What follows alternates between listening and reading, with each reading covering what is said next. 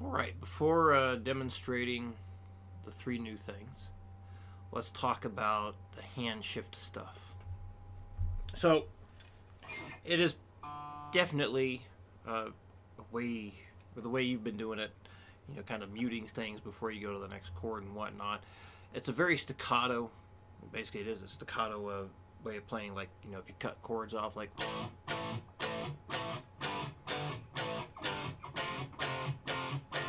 Or something like.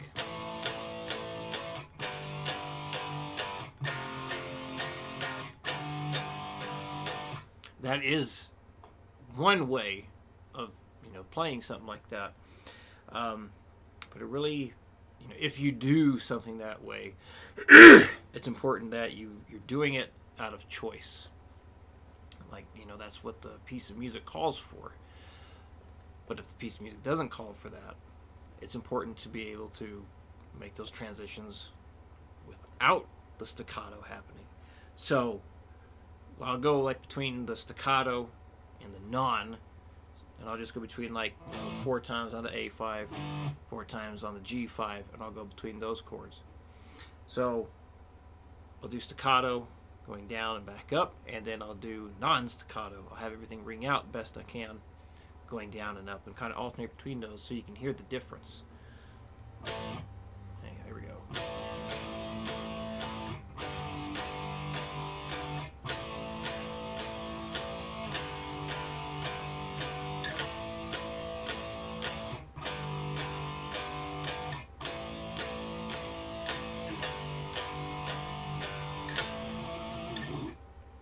So it creates a different feel when doing it that, between the staccato transfer and the non-staccato transfer.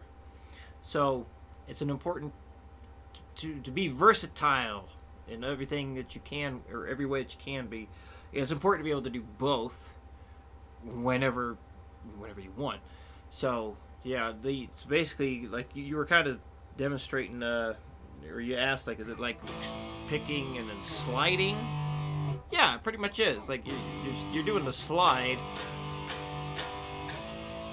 but you're also picking as you get to the point of your desired chord.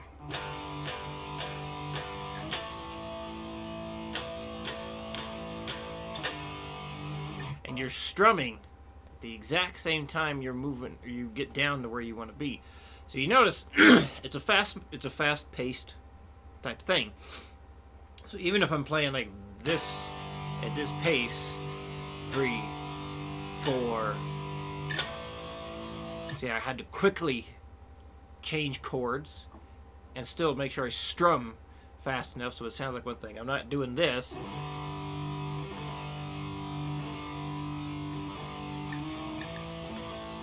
So that's not what we're trying to do. So hope that makes sense.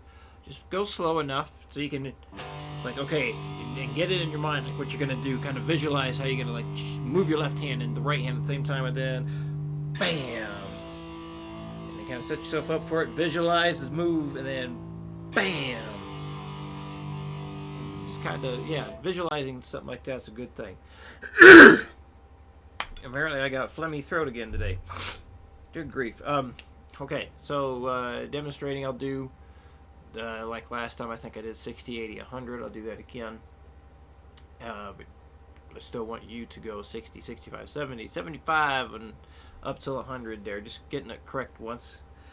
That's all that needs to happen each day you practice.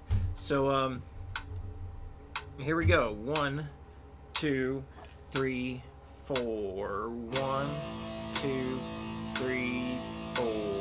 1, 2, 3, 4. 1, 2, 3, 4. 1, 2, 3, 4. 1, 2, 3, 4. 1, 2, 3, 4. 1, 2, 3, 4. 1, 2, 3, 4. Boom. 1, 2, 3, 4. 1, 2, 3, 4.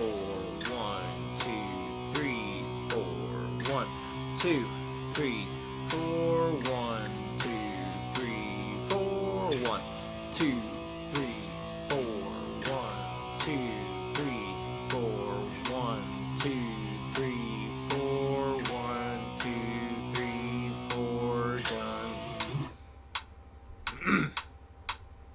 A 1, 2, 3, 4, 1, 2, 3, 4, 1, 2, 3, 4, 1, 2, 3, 4, 1, 2, 3, 4, 1, 2, 3, 4, 1, 2, 3, 4, 1, 2, 3, 4, 1, 2, 3, 4. Wow.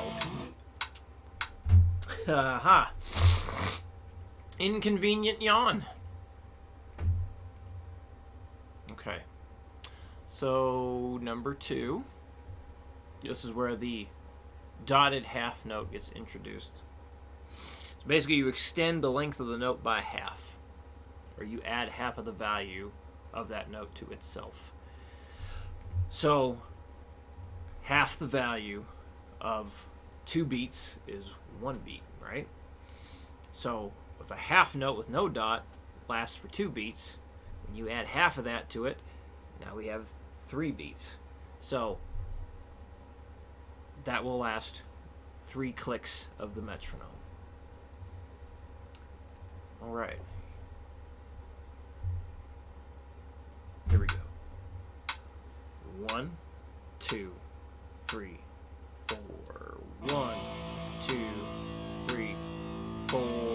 1, 2, 3, 4. 1, 2, 3, 4. 1, 2, 3, 4. 1, 2, 3, 4. 1, 2, 3, 4.